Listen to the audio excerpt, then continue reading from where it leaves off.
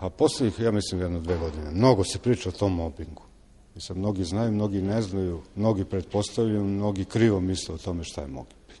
A šta je mobing? Pod mobingom se podrazumeva uznemiravanje ili zlostavljanje na radnom mestu, koje daleko prevazilazi uobičajene radne zadatke koje podrazumeva to neko radno mesto.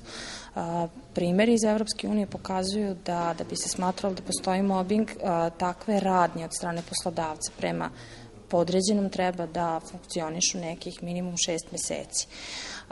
To je koliko zatrpavanje poslom, koje znači možda iziskuje neki veći fizički napor, to je mnogo više jedna psihološka strategija.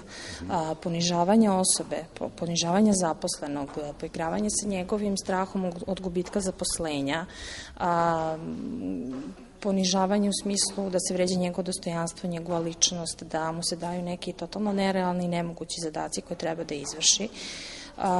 Možda smo samo pre nekoliko godina počeli o tome da pričamo, ali je fakat da mobbing kao takva vrsta uznemiravanja na radnom mestu postoji mnogo, mnogo duže, ne samo kod nas, nego u celom svetu, ali da možda sa tim novim prodorom ljudskih prava i posebno prava na rad, nesmetano korišćenja prava na rad, je došlo i do stvaranja prekršaja ili krivičnog dela mobinga. Znači, ja ne mogu normalno da radim i funkcionišem ako znam da ćeš ti mene kao poslodavac maltretirati. Automatski ja ne ispunjam zadatke rada, ja nisam zadovoljan, ti nisi zadovoljan kao poslodavac, znači svi u principu u jednoj takvoj situaciji gube. I kako to nezadovoljstvo možemo da artikulišemo? To nezadovoljstvo se uglavnom funkcioniše tako što se aktivira sindikat. Znači, u bilo kojoj branši, da li je to, evo, da smo konkretno u prostorijama gde nas je pozvao sindikat Srpske policije, znači, da li je to taj sindikat, znači, da li postoji već u okviru same grane, da li je to sindikat u okviru samog preduzeća. Znači, sindikati su inače po defaultu, po svojoj zakonskoj prirodi i obavezi, oni koji trebaju da brinu o pravima i obavezama, naravno, zaposlenih. Znači, uvijek prvo treba uključiti sindikat kao nekog medijatora ko će pomoći u razrešavanju tih problema, jer možda eventualno to može biti nesporazum. Stvar je još veoma bitna da se raščlani mobbing, odnosno to uznemiravanje od čistog nerada. Znači, mi smo možda dosta često skloni da nešto što, mrzi nas da radi ili bilo šta drugo. Navikli smo dosta da ne radimo, da jednostavno to podvedemo pod mobbing, da se zatraže poslovi da ih obavljamo koji inače treba da obavljamo, a mi ih nismo radili, sad smo mi mobirani, ne. Ovaj novi zakon o sprečavanju zlostavljanja na radnom mestu upravo govori i o toj situaciji, da će možda eventualno neki zaposleni hteti da koriste prijavu mobinga protiv poslodavca, pa da će hteti lažno da ga optuže. Znate, i u takvim situacijama postoji, znači mobbing je dvosmeran i u ovom smislu. Tako da postoji određene... Dobro, to je zakon koji to određuje i reguliše. Jeste. Vi ste pomenuli da je sindikat taj koji treba da rešava, ako govorimo da je mobbing prekršajna ili krivična odgovornost, zašto se ne ide odmah na sud i lepo se presudi šta je šta? Zato što je ipak praksa da vi ne krećete odmah džonom, nego da koristite tužbu suda i pokretanje sudskih postupaka kao ultimo ratio, znači kao krajnje sredstvo.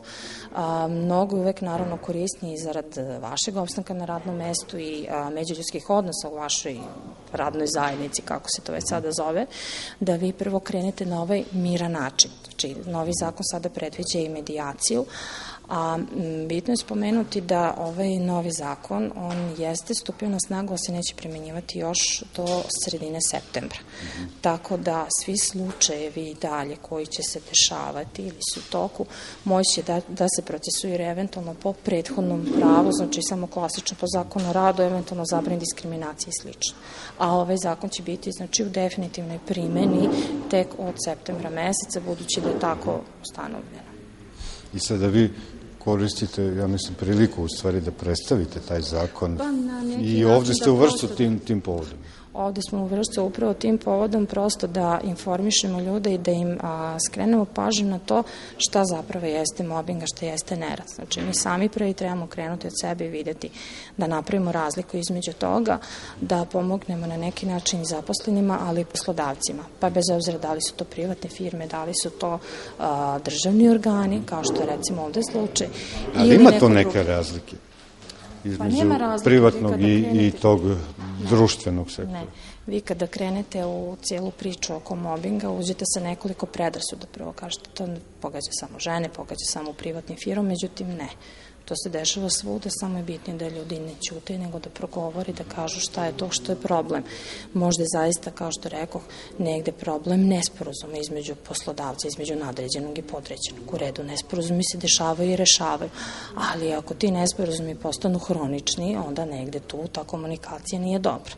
A ako oni prerastu u neke još gore ove situacije, onda zaista tada moraju i drugi akteri da se uključe. Jeste bili u Vršcu neki put ranije?